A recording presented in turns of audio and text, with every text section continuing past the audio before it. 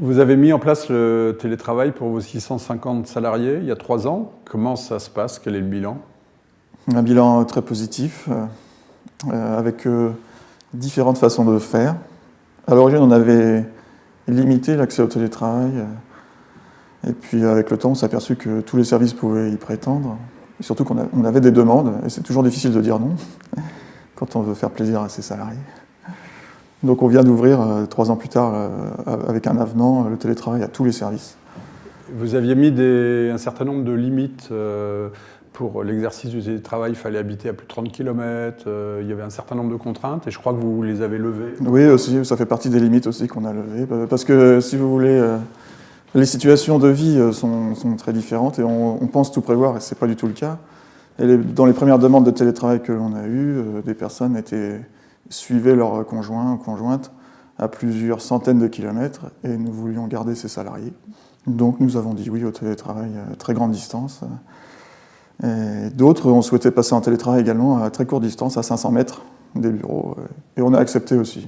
Et ça se passe très bien. Alors vous avez déjà une entreprise qui est un peu dispersée. Il y a un centre à Chartres, il y a 7-8 centres en province. Et vous venez de fermer un de ces centres à Bordeaux pour faire passer tout le monde en télétravail. Ça se passe comment?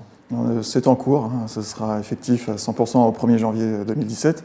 On a commencé par une phase de test depuis plusieurs mois, où les salariés ne viennent qu'une demi-journée sur le site. Et donc le site sert d'espace de coworking en quelque sorte.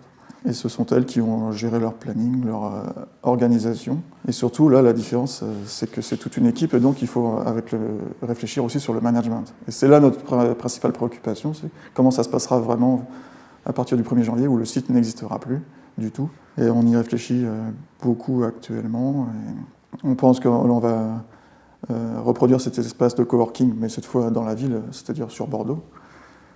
Ce sont les salariés qui cherchent leur espace de coworking. On les accompagne. Il faudra définir ensuite la fréquence, et puis au quotidien, les rituels, pour ne pas perdre le lien avec les salariés. Mais ça, depuis plusieurs mois, elles ont déjà commencé, et à vrai dire, sans outils particuliers. On a un réseau, donc elles ont mis des documents en réseau, pour que chacune, ce sont que des femmes, puisse accéder aux documents à distance. Et puis il y a des top 5, réunions de 5 minutes tous les matins, des choses comme ça. Et donc on peut dire qu'en fait vous êtes en expérimentation perpétuelle, et vous allez vers où? Vous allez vers une entreprise complètement virtuelle? Oui, alors il faudra encore quelques années, mais le site de Bordeaux, en l'occurrence, peut vraiment être un site pilote, et on le vend comme ça d'ailleurs, en interne comme en externe, puisqu'on continue de proposer Bordeaux comme centre de gestion à nos clients. Donc c'est un site, simplement, on précise qu'il est virtuel.